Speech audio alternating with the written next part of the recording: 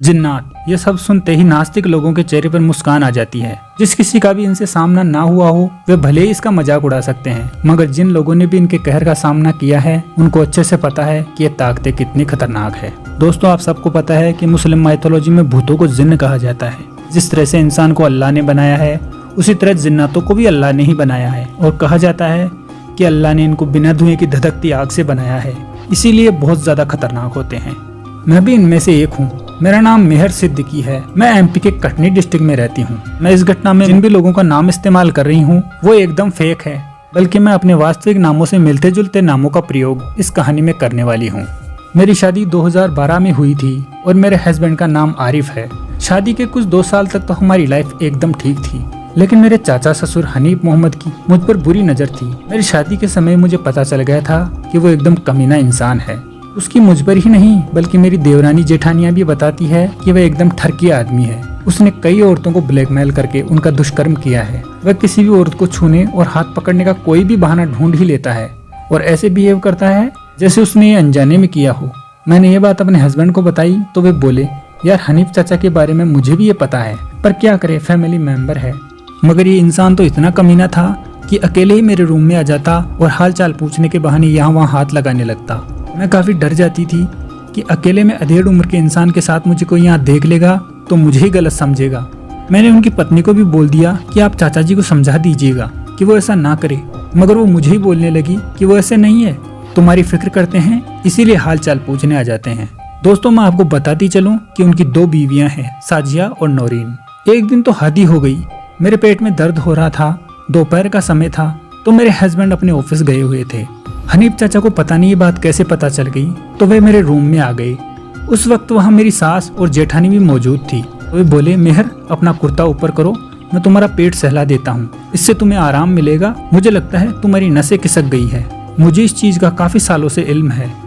तो इसके बाद मुझे काफी गुस्सा आ गया। मैंने कहा, चाचा जी आपको शर्म नहीं आती अपने बेटे के बहुओं के कमरे में घुसते हुए और मेरा पेट छुओगे? शर्म कर लो थोड़ी। मैं अपने पति के अलावा किसी भी मर्द को हाथ नहीं लगाने देती। तो वे नाराज हो गए और मुझे ही सुनाने लगे, मेरा ऐसा कोई इरादा नहीं है। तो मैंने गुस्से में बोल दिया, मैं जानती हूँ आपकी हरकतें। हमारी फैमिली की औरतें बताती हैं कि औरतों के लिए आपके कैसे कैसे इरादे हैं। तो मेरी सास ने मुझे चुप करवा दिया और बोली, बड़ों से ऐसे बात नहीं करते। उस वक्त मेरी जेठानी भी वहीं खड़ी थी। उन्होंने अम्मी से, मतलब हमारी सास से बोला, आप ही समझा दीजिए ना इस इंसान को कि हमसे दूर रहें। इसके 10 मिनट बाद ही दोनों चाचियां, मतलब हनीफ चाचा की बीवियां, हमसे झगड़ा करने आ गई और वे मुझे भला बुरा बोलने लगी कि तुम कौन सी हूर की परी हो, तुम्हारी हिम्मत कैसे हुई हमारे शोहर से इस तरह से बात करने की। तो उस वक्त हमारी सास ने जैसे तैसे उनको समझाकर घर भेज दिया। शाम को मैंने ये बात अपने हस्बैंड को भी बताई तो उन्होंने अपने अब्बू से इस बारे में बात करी। इसके बाद मेरे पेट में ये दर्द हर 2-3 दिन के बाद उठने लगा। डॉक्टर से चेकअप करवाया तो बताया कि फूड पॉइजनिंग है, ये कुछ दिनों में ठीक हो जाएगा। उस झगड़े के 4-5 दिन बाद ही हनीफ मियाँ की छोटी बीवी फिर से हमारे घर आ गई और बोली कि तुम्हें तो बात करने की तमीज नहीं है, मगर तेरे चाचा ससुर हमारे परिवार के बारे में बहुत कुछ सोचते हैं। तुम्हारा पेट दर्द वापस हो गया है। जब उनको इस बारे में पता चला तो वे काफी परेशान हो गए और किसी मौलवी से एक ताबीज बनवा कर लाए हैं। उन्होंने ये मुझे देकर भेजा है, इससे तुम्हारा पेट दर्द ठीक हो जाएगा, तुम इसे पहन लो। तो मैंने बोला, चाची जी मैं आपके हाथ जोड़ती हूँ, मुझे कोई मदद नहीं चाहिए और ना ही मैं कोई ताबीज पहनूंगी। आप इसे उनको वापस दे दीजिएगा और हाँ, आप और आपके शोहर मेरे से दूर रहे, यही ठीक होगा। इसके बाद मैं 2-3 दिन ठीक रही और फिर से मुझे दर्द होने लगा। अब मैं अपने रूम में अकेली रहने से डरने लगी थी। मुझे ऐसा लगता था जैसे मेरे रूम में मेरे साथ कोई और भी है और कभी कभी अचानक तेज इत्र की खुशबू आती और कभी सड़े हुए मांस की, और कभी कभी मुझे अपने कमरे में नेगेटिव एनर्जी का एहसास होता। ऐसे ही एक रात को सोते समय मेरी नींद खुली, तब शायद रात के 1 बजे के आसपास का वक्त था। ये दिसंबर का महीना था और काफी ठंड पड़ रही थी।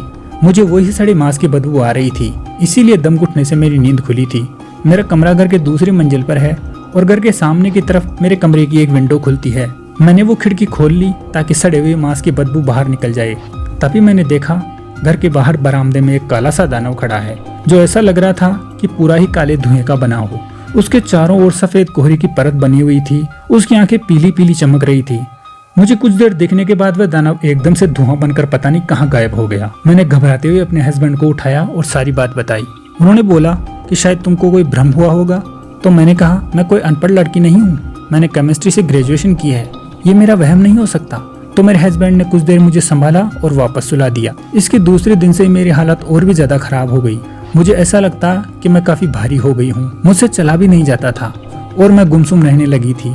हमारी अम्मी को शक हो गया था कि मुझ पर कोई जिन्न का साया हावी हो चुका है। उन्होंने मेरे ससुर जी को भेजकर पास ही में रहने वाले कासिम चाचा को बुलवाया, जो कि एक मजार में बैठते थे और वो एक फकीर थे। घर आने के बाद वो मेरे कमरे में गए और वहाँ कुछ सूंघने लगे। वो काफी जोर से सूंघ रहे थे, उनके सूंघने की आवाजें बाहर तक आ रही थी। इसके बाद उन्होंने मेरा एक जोड़ी कपड़ा मांगा, जो कि मैंने अभी पहना हुआ था, मतलब कि वो कपड़ा नया नहीं होना चाहिए, उनको मेरा इस्तेमाल किया हुआ कपड़ा चाहिए था। उन्होंने मेरे कपड़ों को सूंघ कर ही बता दिया कि इस बिटिया पर जिन्न का कब्जा है।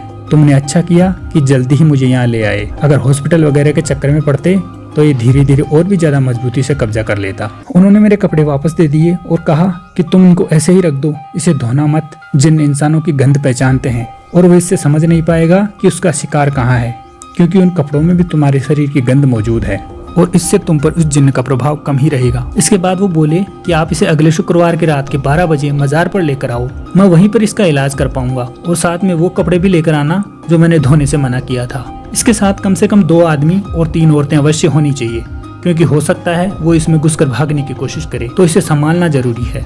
इसके 3 दिन बाद ही शुक्रवार था। शुक्रवार के दिन शाम को हमने वहाँ जाने की सारी तैयारियां कर ली थी। फकीर बाबा ने जो भी सामान मंगवाया था वो हम ले आए थे। इसके बाद मेरे सास ससुर, मेरे हस्बैंड और उनके बड़े भाई, मेरी जेठानी और हमारे पड़ोस में रहने वाली साजिया खाला मेरे साथ उस मजार पर गए। रास्ते में हनीफ मियाँ ने मेरे ससुर जी के पास फोन कर दिया कि वहाँ मत लेकर जाओ, वो सन की बुड्ढा है, कुछ नहीं जानता है। मगर मेरे ससुर जी बोले, तुम यार मेरे काम में टांग मत अड़ा, मैं जो भी कर रहा हूँ ठीक कर रहा हूँ। और फोन काटने के बाद रास्ते में ससुर जी ने बोल दिया, हो ना हो ये काम इस हनीफ का ही है, ये मेरा भाई है, मैं इसे अच्छे से जानता हूँ। तभी अचानक मुझे भी याद आ गया कि मेरे साथ ऐसा कौन करवा सकता है, ये सब उसी ने किया होगा। हम करीब रात के 11 बजे मजार पर पहुंचे थे। ठीक 12 बजे मुझे मजार के अंदर ही एक खाली जगह पर बिठाया गया और मेरे चारों तरफ फकीर बाबा ने राख का एक घेरा बना दिया। फकीर बाबा बताते हैं कि ये मजार की पाक राख है, कोई भी बुरी शक्ति इसे आसानी से पार नहीं कर सकती। इसके बाद फकीर बाबा ने कुरान पाक निकाली और जोर जोर से उनकी आयतें पढ़ने लगे। इसके थोड़ी देर बाद पता नहीं मुझे क्या हुआ, मुझे कुछ याद ही नहीं कि वहाँ चल क्या रहा है। अगर घर वाले बता रहे थे कि मैं जोर जोर से चिल्लाकर सबको गालियाँ दे रही थी।